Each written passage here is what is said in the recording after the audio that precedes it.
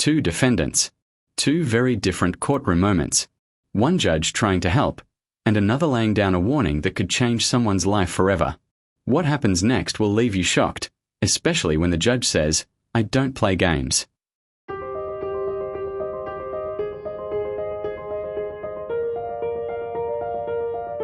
Morning, Mr. Hunt.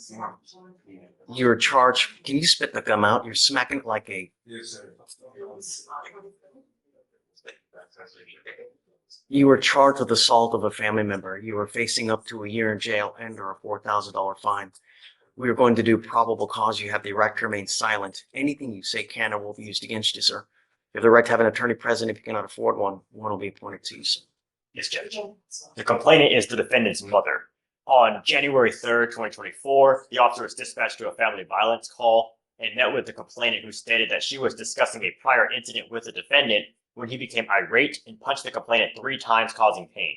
The officer then spoke with him. She hit me, sir. Just trying to, Mr. Hunt, we're just trying to figure out what's going on. That's it. And Judge, the officers then spoke with a witness who observed the incident and physically restrained the defendant. So you have an agreement to do the PTI program, right?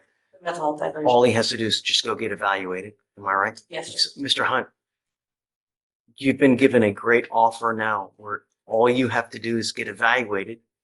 If you do that, they're going to dismiss your case.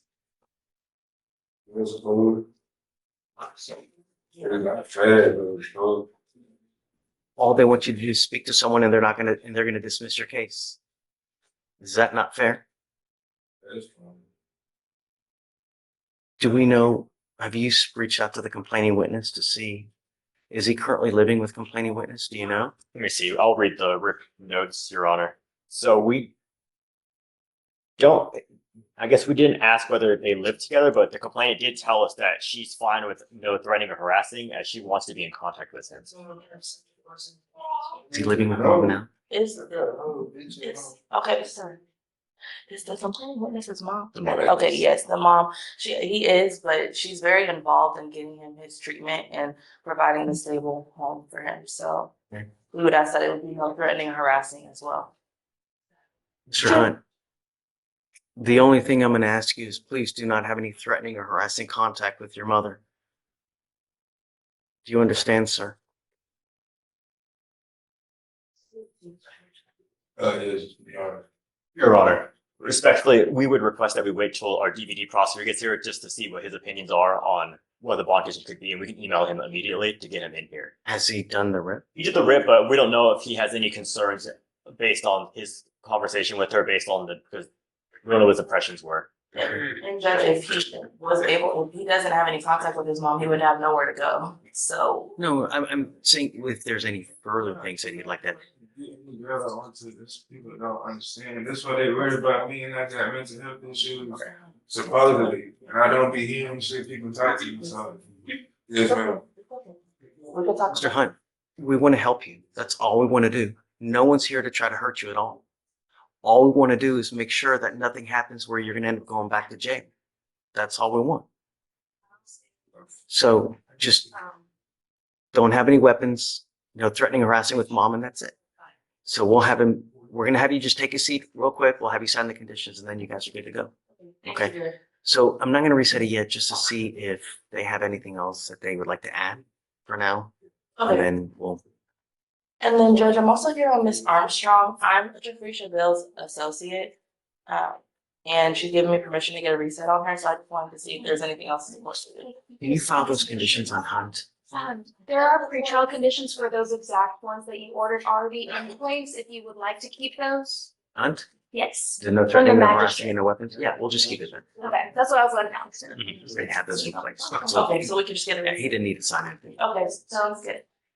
And sorry about Miss Armstrong. She already appeared. I'm her attorney's associate, and she gave me permission to just come and collect her. Oh, She stopped by, so if I could just get her reset.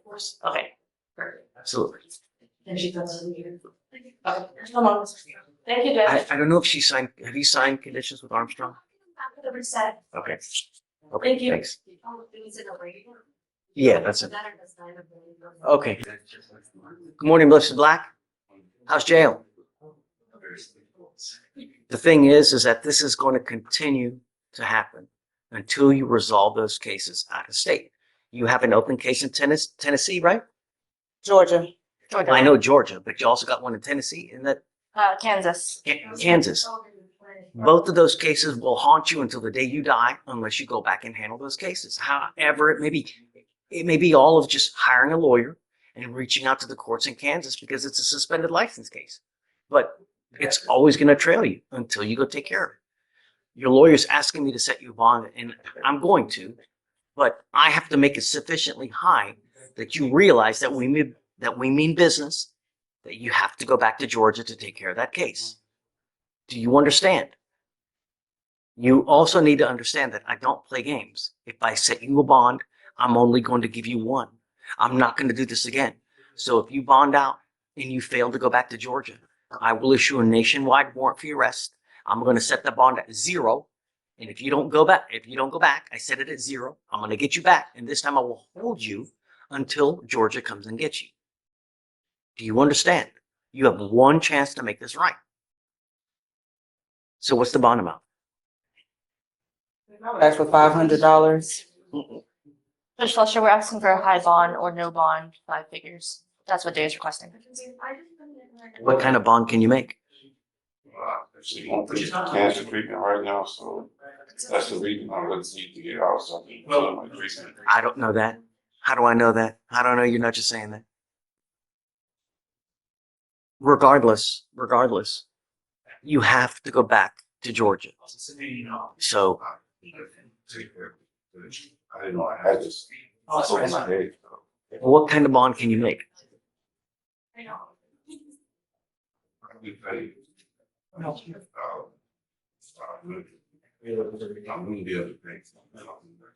I'm good at 1,000. If you want 1,000, I'll give it to you. But I'm not going to play this game, Mr. Black. So this is an extremely low bond. If you don't go back, it's really not going to end up well for you, especially if you're undergoing treatment for cancer. Because understand that if you don't go back and take care of that business and I have to issue a warrant for your arrest and we get you back, you're probably going to be sitting months in there waiting for Georgia to come get you. You understand? Okay. I'm set about $1,000. Thank you, Judge. Did you tell Yeah, you have 2 weeks from the date of your release to go turn yourself into Georgia. Don't go on a plane because they're going to arrest you. You got to find another way to get up to Georgia, and you have to go turn yourself in. Do you understand? If you don't do that within the 2 weeks, I will issue a warrant for your arrest. Council will reset. Okay, Mr. Black, good luck. If this courtroom drama kept you watching till the end, make sure to subscribe right now for more real cases, intense judge moments, and unbelievable courtroom decisions you won't see anywhere else. One wrong choice can change everything, and these cases prove it.